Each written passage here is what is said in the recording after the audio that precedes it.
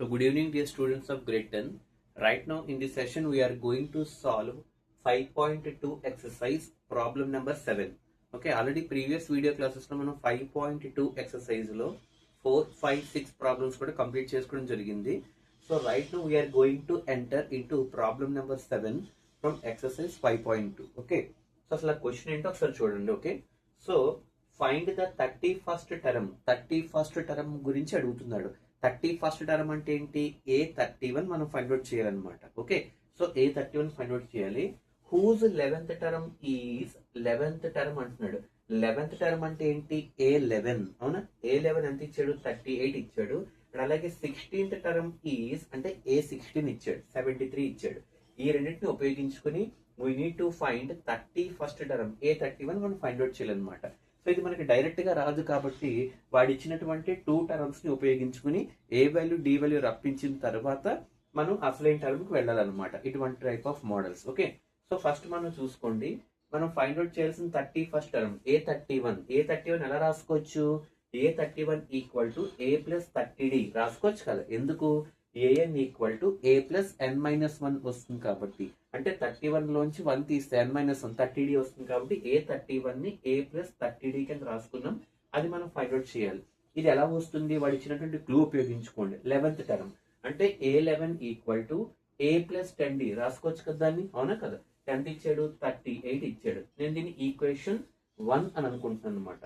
అలాగే next 16th term అంటున్నాడు. 16th term అంటే ఏంటి? A16. అవునా? దీన్ని ఎలా రాసుకోవచ్చు? A ప్లస్ 15D రాసుకోవచ్చు లేదా? A plus 15D equal to 73. ఇది ఈక్వేషన్ 2 అవుతుంది.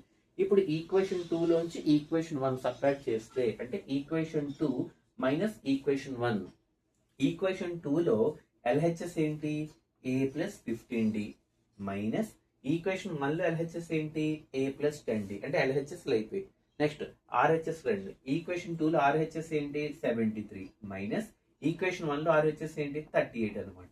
సో ఇప్పుడు బ్రాకెట్ ఓపెన్ చేస్తే A plus 15D minus A minus 10D, minus into plus minus అయిపోయి మైనస్ 10D అవుతుంది అనమాట. అలా 73 లోంచి 38 తీసేస్తే 35 మిగులుతుంది అనమాట.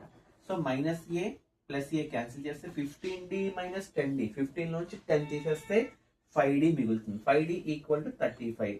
D ఈక్వల్ టు 5 7s 35 కాబట్టి కామన్ డిఫరెన్స్ అంటే D వాల్యూ ఎంత వచ్చింది? 7 వచ్చింది అనమాట.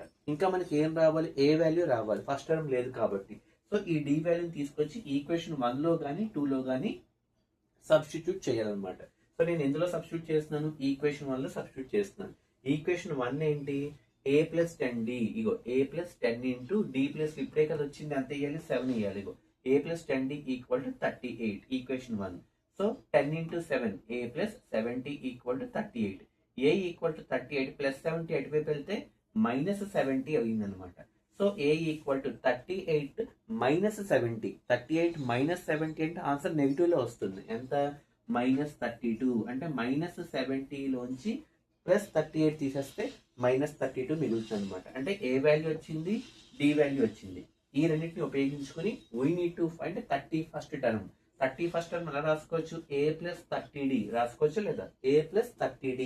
A ప్లస్ లో ఎంత వేయచ్చు? ఇప్పుడే కట్టాము. ఎంత? Minus 32 plus 30 into D value common difference ఎంత?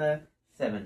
అంటే మైనస్ 32 ప్లస్ 30 ఇంటూ 7 210. అంటే 210 లోంచి మైనస్ 32 తీసేస్తే 178 అనేది 31st టర్మ్ అవుతుంది అనమాట. సో ఈ విధంగా మనం సాల్వ్ చేయాలి. ఒకటి గుర్తుపెట్టుకోండి, 2 టర్మ్స్ ఇచ్చి 3వ టర్మ్ ఫైండ్ అవుట్ చేయమన్నాడు అంటే ఆ 2 టర్మ్స్ ని ఉపయోగించుకుని ఏ వాల్యూ డి వాల్యూ రప్పించిన తర్వాత మెయిన్ టర్మ్ కి వెళ్ళాలన్నమాట. అది ఇటువంటి టైప్ ఆఫ్ మోడల్స్ అనమాట. Okay, so I hope you have understood the concept. Okay, so good evening, have a nice day.